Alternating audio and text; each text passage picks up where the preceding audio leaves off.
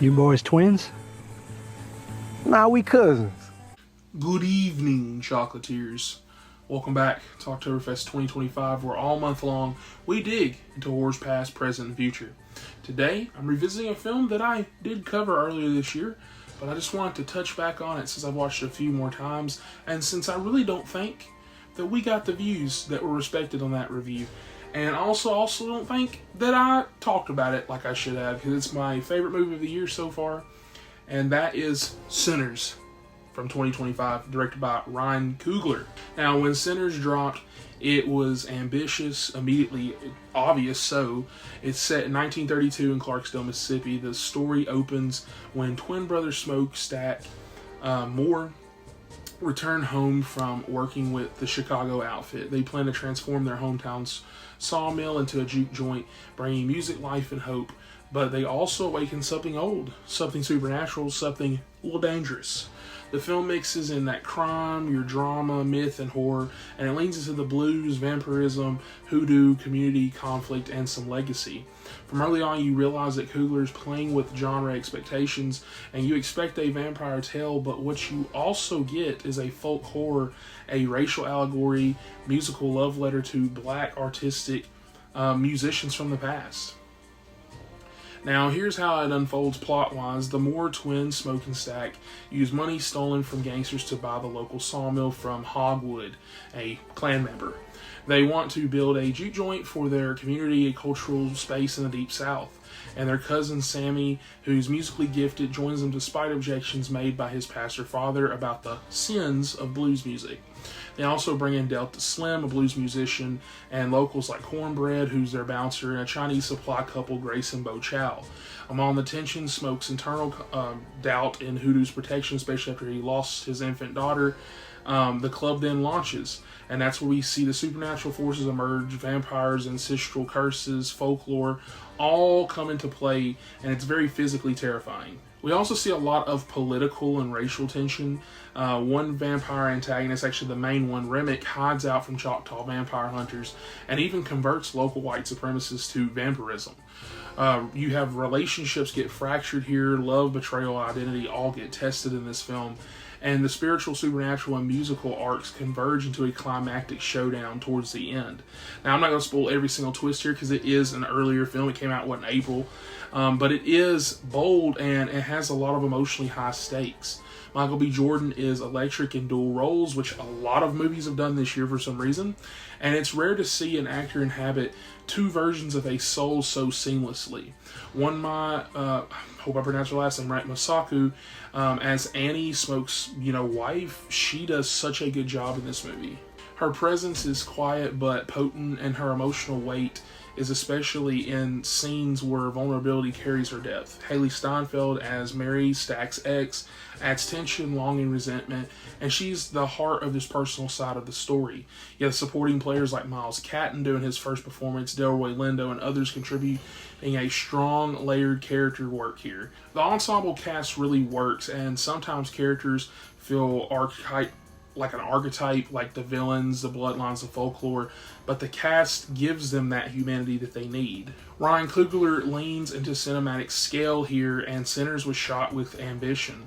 I remember watching this in IMAX. The cinematography by Autumn Durald Archipel creates a haunted southern aesthetic. You got the dusty atmosphere, heavy with period texture, and the shots at night are absolutely beautiful.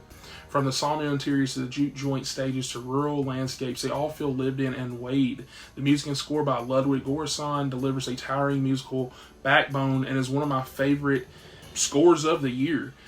Some scenes actually pause for the musical numbers or montages, blurring the lines between that horror and musical chaos. Coogler allows dread to breathe. Horror elements don't come constantly, but when they do, they hit hard. I feel like the themes is where Sinners has a lot of serious weight. It's not just horror. You got that trauma and legacy and that return, because the twins return home carrying war scars, grief, and guilt, and they're trying to reroot themselves here. But their home's not the same. There's an inherent tension in returning to a place that shaped you, but it's not the same.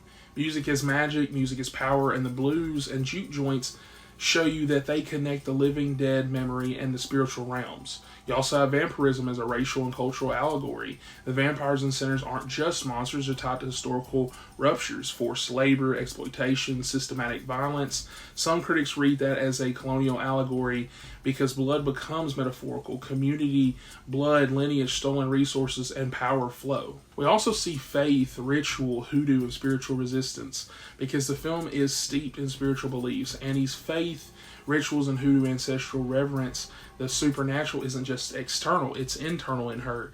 This is horror that recognizes that spiritual systems are real for many people and uses them respectfully.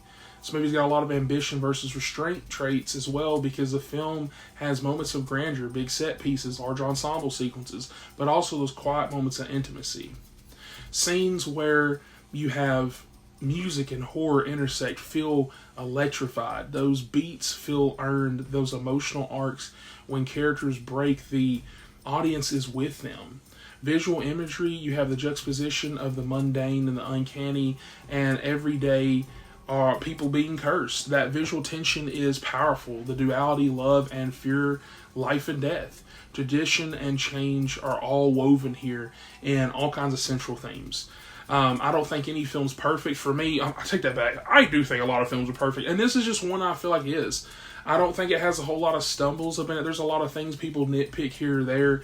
Every time people see a movie like this, they, when it's really big, kind of like one battle after another. When you watch a really, really good movie, even last year with Doom, there's always going to be an audience out there that's going to be like, oh my God, it's too big, so I have to hate on it.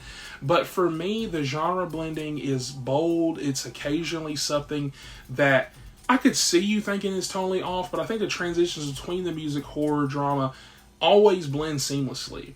Those small blemishes that you might get complained about are comparisons to what the film accomplishes over ahead. Critically, Sinners is being held as one of the 2025 standout films, and I actually agree.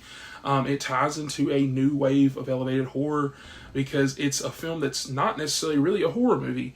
It uses the genre to explore the culture, to explore identity, to explore trauma, and I think in years to come, Sinners will be studied as a turning point because this is how horror can reflect Black history, musical heritage, folklore, and cinematic scale all on one while respecting mixes of all that, because it also respects horror when it does it. And so I don't think it's just a vampire movie. It's an experience, especially when you go watch the film if you saw it in theaters. It sits at the intersection of myth, music, race, and trauma, and it dares to wear all those identities at once. Like I said, I think it's ambitious, and it's very brutal at times, and it's heartbreakingly alive, visually expressive, and emotionally authentic. And I actually want to touch on something else real quick before I let you guys go. I hear a lot of people complaining about the end credits scene and being like, why is that in the end credits so important? Why are you leaving? To me, until the minute a movie, even if I'm not in theaters, till the minute of the credit plays, like the last name on the thing and the snap, that's part of the movie. Even the intro title cards, I watched the movie the other day, they had about 52,000 producers on that thing. That's part of the movie. And so, yeah, I'm like, I love everything about this movie, even that scene in particular. And so with that, like, subscribe for more. Tomorrow's Oktoberfest. We are diving into the two new It movies, the 2017 one, I believe the other one in 2019. We're doing It Chapter 1 tomorrow, so tune into that because we will be covering those since later on this month. We will be getting the TV show, Welcome to Derry. And with that, hope that you guys, if you haven't watched Sinners, watch it based on this video. I think it's really, really good. And even if you don't just love it, I think it's still a decent time. I'm like, you're going to have fun performance-wise alone. I think it's really fun. Remick is really good. One of my favorite villains in years. And you've got just this interwoven cast of characters with a beautiful soundtrack. And with that, I will catch you guys on the next one. Like, subscribe for more. He's all better now. Hey, baby. Don't cry.